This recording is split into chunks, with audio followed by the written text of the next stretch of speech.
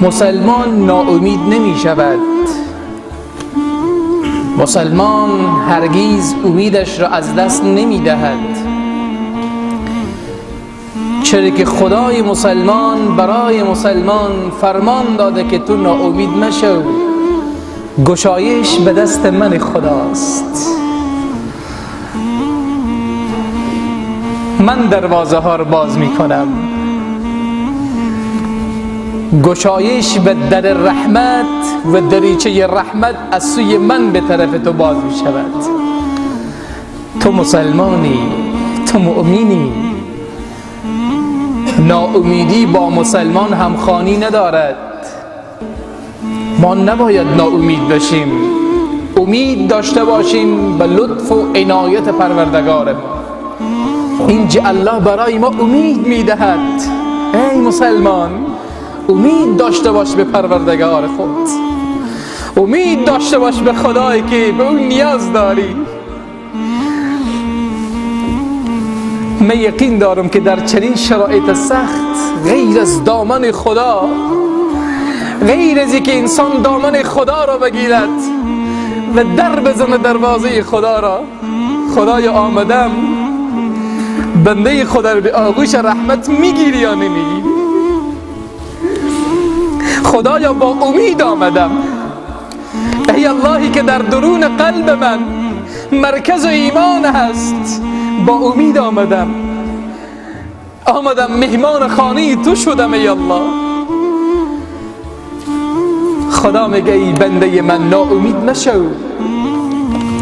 خدا جواد مطلق هست، خدا بخشنده مطلق هست، خدا با کرم مطلق هست، خدا ارحم الراحمین هست. وقت مادر نگذار فرزندش درد بکشه و رنج بکشه و علم داشته باشد، خدا از مادر خیلی مهربان تر است. ارحم الراحمین پروردگار عالم، جواد مطلق پروردگار عالم. اگر روزی دیدی خدا نعمتی از نعمتهایت را گرفته، یقین کن که برایت نعمت بالاتری میدهد. تو امید داشته باش به ذات پروردگار عالم. خدا بندگان خود را رها نمی کند. امید داشته باش، قلب خود را روشن بگیر، بگو بعد از این تاریکی روشنی می آید. دریچه و روزنه امید از طرف خدا باز می شود. تو به این فضل و رحمت خدا امید داشته باش. تو خدا را داری مسلمان. کسی که خدا را داشت نمی هراسد، کسی که خدا در درون سینه‌اش بود از هیچی نمی ترسد. خداست در این سینه تو، خداست در این قلب تو، پس از هیچی نترس. با خدای خود اعتماد و باور بکن، با خدای خود توکل بکن و بدان که خدا وعده خلاف نیست. خدا هرگز وعده خود را زیر پا نمیزند. تو دامن خدا را بگیر، خدا تو را رها نمی کند. تو خدا را یاد کن، خدا تو را فراموش نمی کند. تو دروازه خدا را بزن، خدا درها را بسته نمی کند. تو باور به خدا داشته باش، خدا باور تو را، امید تو را ناامید نمی کند. تو چنگ بر اسمان خدا بزن، خدا رحمتش را از تو نمی گیرد. این وعده پروردگار مهربان توست. خدا جواد مطلق هست، دوست نداره از الله ناامید بشی. خدا میگه انه لا ییأس من روح الله الا القوم الکافرون. از خدا ناامید نمیشوند مگر قوم کافر، اونها از خدا ناامید میشوند. تو که مسلمان هستی، تو از کی ناامید میشی؟ در هنگام سختی ها مؤمن امید به گشایش پروردگار عالم دارد. فإن مع العسر یسرا، إن مع العسر یسرا. یقینا همراه سختی ها آسانی ها می آید، گشایش می آید. باز رحمت خدا بر سر بندگانش موج می زند. خدا اگر ویروس را آورده و هم به تقصیر گناهان بنی آدم،